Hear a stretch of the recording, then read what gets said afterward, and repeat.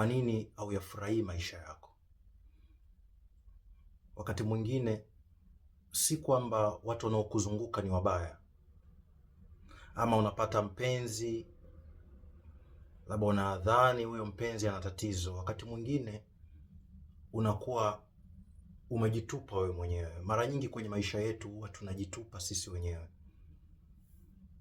Tunaona maumivu tu kwenye maisha yetu kwa sababu nafsi imebeba maumivu. Nafsi iliyoumia haina budi isipokuwa kuendelea kuona maumivu na hata kuumiza wengine.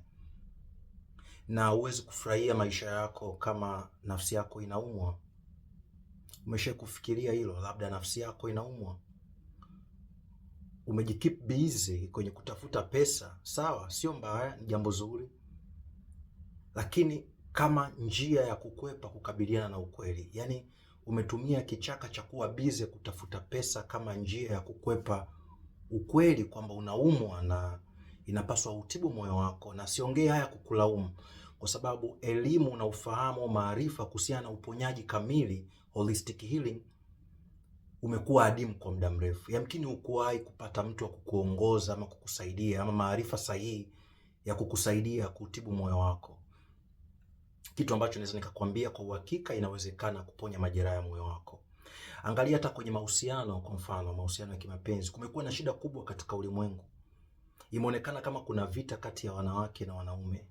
Basi unasikia wanawake wengi wananyoshia vidole wanaume, wanasema wanaume wote ni mbwa tu, wanaume wote wamejaa tamaa tu, hamna kitu. Au nimekaa na wanaume wengi unakuta wanaongea nasema wanawake ni mashetani, wanawake ni vyombo vya kutumiwa tu. Unafahamu, unapokuwa na lugha kama hizo na mitazamo kama hiyo, ni dalili kuonyesha kwamba nafsi yako inaumwa. Nafsi yako inapokuwa kwenye maumivu, ulimwengu hauna budi isipokuwa kukuletea watu na hali zitakazoonyesha na kuakisi maumivu yaliyo ndani yako. Na ndio maana njia pekee ya kubadilisha matokeo ya nje ni kubadilisha hali yako ya ndani. Unapoponya majeraha ya nafsi yako, ndipo utakapoanza kuona aina ya watu, aina ya mazingira na mambo ya nje ambayo yataendana na hali yako ya ndani yenye afya. Utavuta watu wenye afya, watakao kuthamini, watakao kupenda na kukubali vile ulivyo.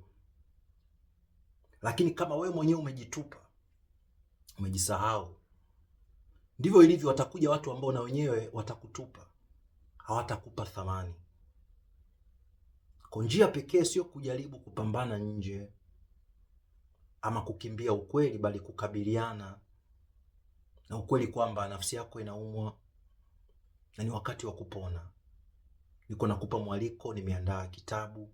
Hii kitabu sio tu kitabu, ni mfumo wa uponyaji ambao unaweza ukajitibu wewe mwenyewe kupitia mwongozo uliopo katika hicho kitabu. Wiki hii napokea pre-orders kwa wale wanaotaka kitabu kwa ajili ya uponyaji, na bei ya wiki hii ni bei ya punguzo. Kuanzia uzinduzi mwezi wa 7 bei itaongezeka zaidi. So kama unahitaji kitabu, wasiliana na mimi kupitia inbox ama kwenye tangazo la kitabu nimelipin kwenye profile yangu. Kuna namba ya mawasiliano pale ya kuweka order.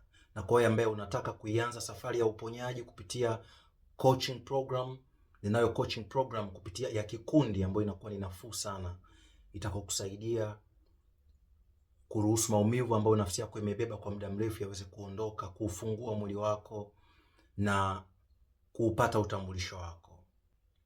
Hata kwa wewe ambaye unahitaji personal, kuna watu wengine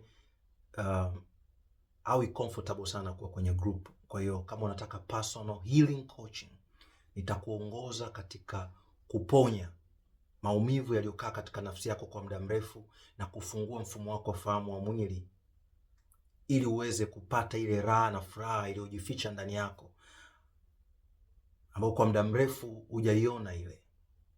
Huu ni wakati wako wa kupona.